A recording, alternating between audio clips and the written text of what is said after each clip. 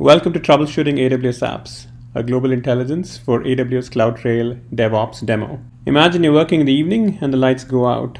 I think your first reaction would be to check if other households had an outage too. In similar fashion, wouldn't it be great if infrastructure engineers and on-call staff troubleshooting mission-critical application incidents on AWS were able to compare their experience to other AWS users to isolate root cause? With global intelligence for AWS CloudTrail DevOps, they can, as you will see in this demo. Imagine you're an on-call user supporting a mission-critical app that leverages AWS autoscaling with EC2 instances, AWS Lambda, and DynamoDB. Your application experiences a traffic spike, and users complain about not being able to use your application. You think you have set up autoscaling correctly, so what could be wrong? First, let's check if AWS is running out of stock of EC2 instances in the US East 1 region where you've seen an alert about your application. It turns out that you are experiencing 4 AWS out of stock insufficient capacity errors per minute in the last 6 hours, while other AWS customers are not for the run instances API for EC2. This could be because your autoscaling policy is trying to request too many instances at a given time, while AWS itself is unable to keep up with these instance requests. You may want to either try scaling to another region with better availability or change your autoscaling policy to request fewer instances at a given time. That's one root. Next, let's look at errors for your Lambda functions. Turns out in US East 1, your Lambda functions based on the invoke API are getting throttled by AWS at 4 requests per minute, while other customers with similar levels of Lambda request rates for the invoke API are not getting throttled. Why is that?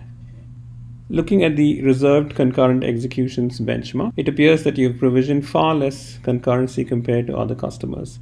This is another root cause that can be addressed by increasing the concurrency setting for your Lambda functions.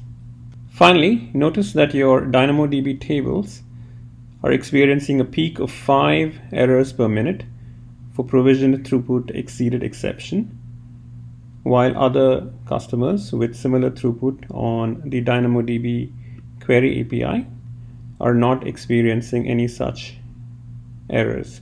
Again, changing to another region with fewer throttling errors, so adding more provisioned read-write capacity to your tables might be the solution.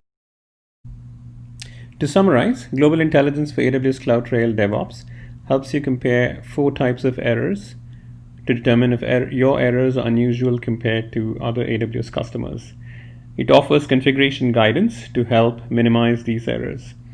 Besides throttling and out-of-stock errors, which we saw in the demo, we also benchmark AWS service availability errors for 9 services listed here by service, by API, and by region. We also benchmark account quota errors, which refer to hard limits at the account and region level for various AWS services. The 100 buckets per account limit for S3 is one such example.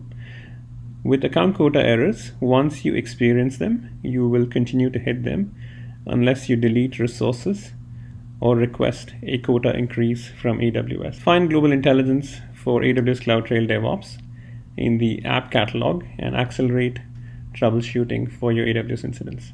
Thank you.